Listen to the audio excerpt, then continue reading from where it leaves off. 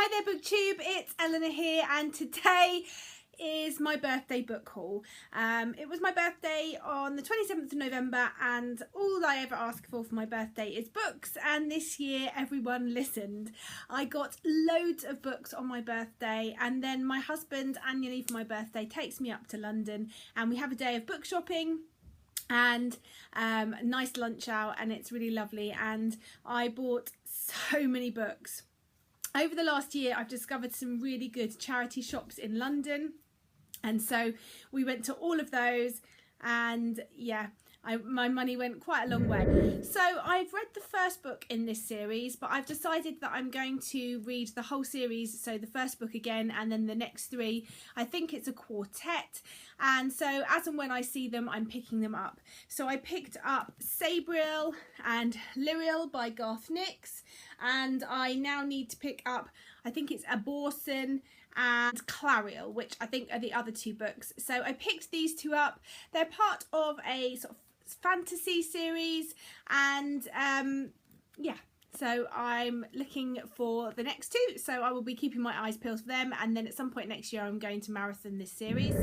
I tried to pick up a couple of books that I hadn't heard of before. So the first one I picked up was The Execution of Noah P. Singleton.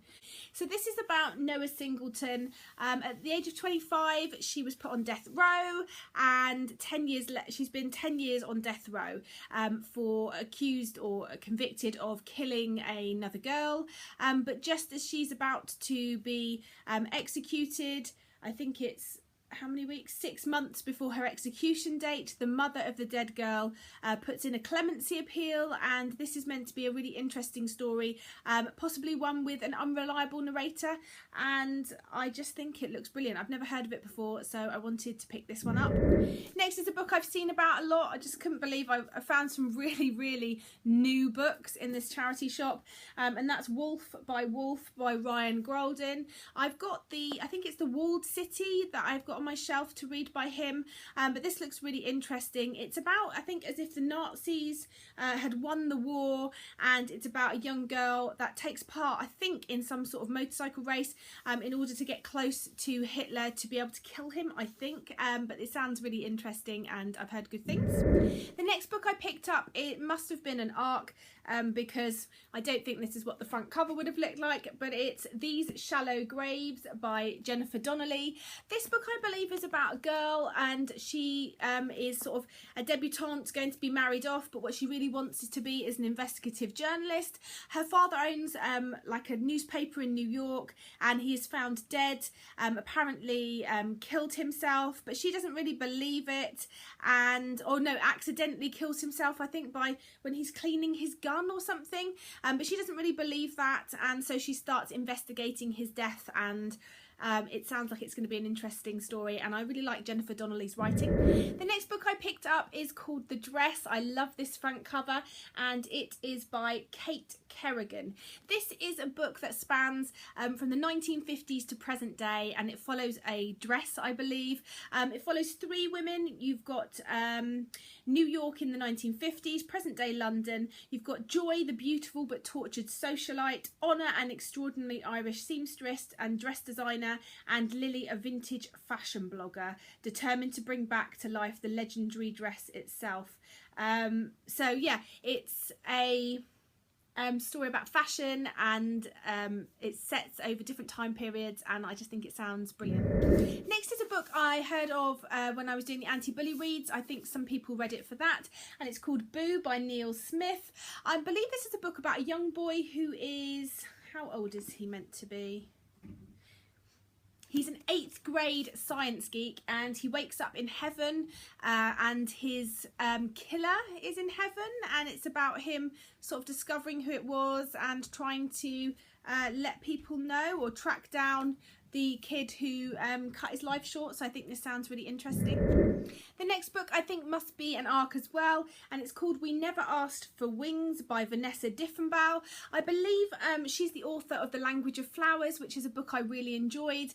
This book I think is another sort of family saga. It says on the back, how far would you go for your children? Would you lie for them, flee with them, let someone else mother them if you thought that they would do a better job?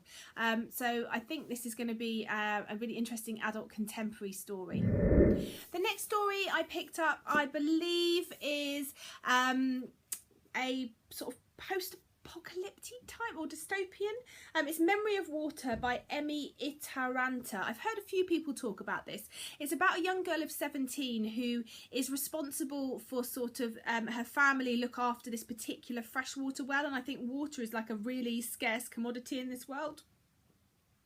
Excuse me. And she is given sort of the details of where this freshwater spring is, and she keeps and looks after this spring, and it's the knowledge of that is in her family, and it's the story of perhaps something happens and it becomes even more important. And yeah, I haven't heard an awful lot about this, but I saw it and I was interested in it, so I picked it up. The next book I picked up is also an ARC, which was My Life Next Door by Huntley Fitzpatrick. I think this is the actual front cover. It's a either a new adult or a young adult romance type story, contemporary romance. It's about a girl who lives next door to a group of boys, and I think she falls for one, and it's a story of their relationship. So I've seen this, it's been on my list for a while, so when I saw it I picked it up. Another book I was just so excited to find in there, and a hardback as well, was A Song for Ella Gray by David Almond. If you've watched my Cheltenham vlog, you'll know that I went to see David Almond talk about this book. It's a retelling of the Orpheus myth, and it's sounded really interesting, and it's got some really interesting pages in it which I thought sounded like it would be worth a read, and it's a really beautiful front cover. So the next book I picked up is In Between Dreams by Iman Verji. I believe this has literally only come out last week, but it was in the charity shop. This is the story of a 14-year-old girl who gets sent off to boarding school, and it's, I think, written in the perspective of her father and also from her and their stories, and it's sort of a coming of age story, I believe. Next up is Tech Bitch by Lucy Sykes and Joe Piazza. I've heard of this a few times. This is a story of a woman who is editor of a glossy magazine, and I think she comes back and someone has sort of taken over doing a lot more social media and taken the magazine in a new direction, and I think this is her sort of fighting back against the social media. So I think it's an adult contemporary story. Next I picked up another sort of death row book, I think, called The Followers by Rebecca Waite. The back of this one says, Judith has been visiting her mother Stephanie in prison once a month for the last 8 years. Hundreds of failed conversations, hundreds of topics avoided. She still can't bring herself to talk about what brought them here, or about Nathaniel, the charismatic outsider whose close-knit religious cult high on the moors destroyed their relationship. Judith's only salvation lies in the loyalty of Moses, a boy who had never known life outside the cult until the horrifying act of violence that changed everything. But who can she truly believe in now? Powerful, gripping and impossible to forget, The Followers is a novel about love, hope and identity that asks timely questions. Are we responsible for our actions if we remake ourselves in someone else's image? And is there a way back? And I picked this up on a whim. It sounded really interesting and I can't wait to read it. Next we went to Forbidden Planet and I picked up some graphic novels that I've been looking for. The first is Lady Killers by Joel Jones and Jamie S. Rich. I've heard a few things about this and I can't wait to get to it. I like the look of the art style. It's about a suburban housewife who is also an assassin. Brilliant. I also picked up volumes 1 to 4 of iZombie. I don't know much about this, but I know that it's been made into an American sort of series, I think, and it just looks great. It's about a woman who I think is like a doctor or works in a morgue and is a zombie. So yeah, I just think this sounds brilliant, so I picked up the first 4 of that.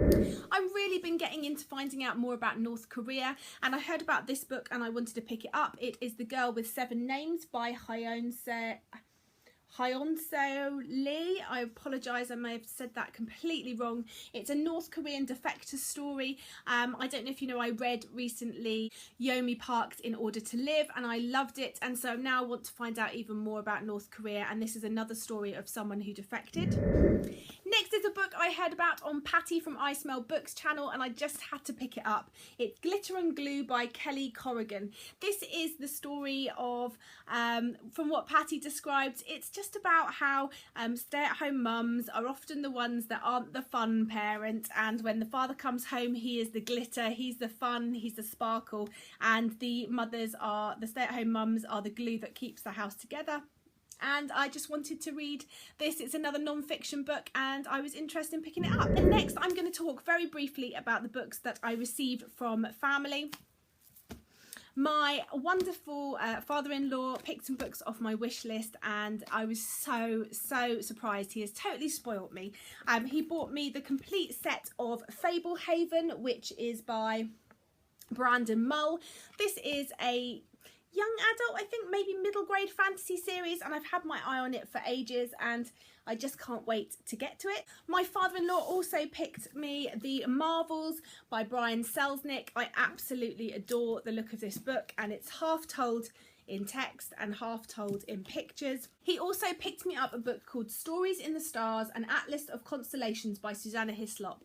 I saw this on the Book Riot channel, I believe. It's a beautiful book and it's basically the different constellations in the sky, and it is the story, the myth that goes with each of them. So it's the story about each of them. So you've got Muska the fly, and it tells you the story and also shows you the constellation, and I just think this is a beautiful book and one I'm really excited to look for the constellation in the sky and then read the story that goes with it.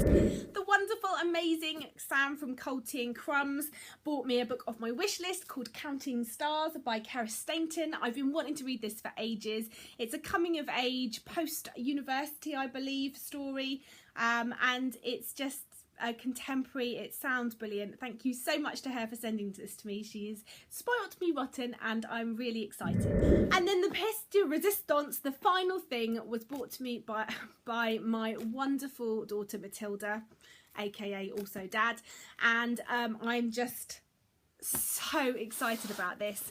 They brought me the box set of the Penguin Classics cloth-bound collection of Jane Austen. So we have Mansfield Park, Northanger Abbey, Persuasion, Love and Friendship, Emma, Sense and Sensibility, and Pride and Prejudice, and it's just a beautiful box set, and I was so spoilt this year. I've just got so many wonderful books and I'm such a spoilty girl, but that's my haul, and let me know if you've read any of these, what ones you like the look of, and I look forward to speaking to you soon.